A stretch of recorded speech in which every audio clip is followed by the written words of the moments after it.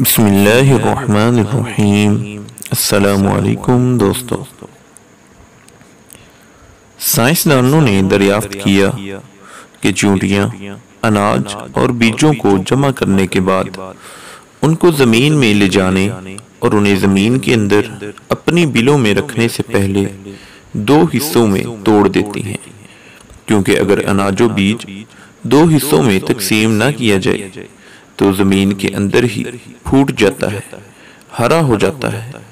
उन्होंने हैरत से कहा कि चींटियां धनिये के बीज को 4 हिस्सों में तकसीम करती हैं, क्योंकि एक धनिये का बीज जो 2 हिस्सों में बंटने के बाद भी फूट सकता है, इसलिए चींटियां उसको 4 हिस्सों में काट कर तकसीम करती हैं, फिर अपने बिलों के अंदर महफूज करके रखती हैं।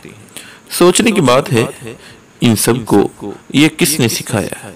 यकीनन मेरे और आपके बल्कि सारी कायनात की वहदहू ला शरीक रब ने। तो उसकी पाकी बयान कीजिए, सुब्हानल्लाहिल अज़ीम व बिहम्दिही। तो दोस्तों, ऐसी दिलचस्प मालूमाती वीडियो हासिल करने के लिए हमारे YouTube channel AR story time को सब्सक्राइब करें।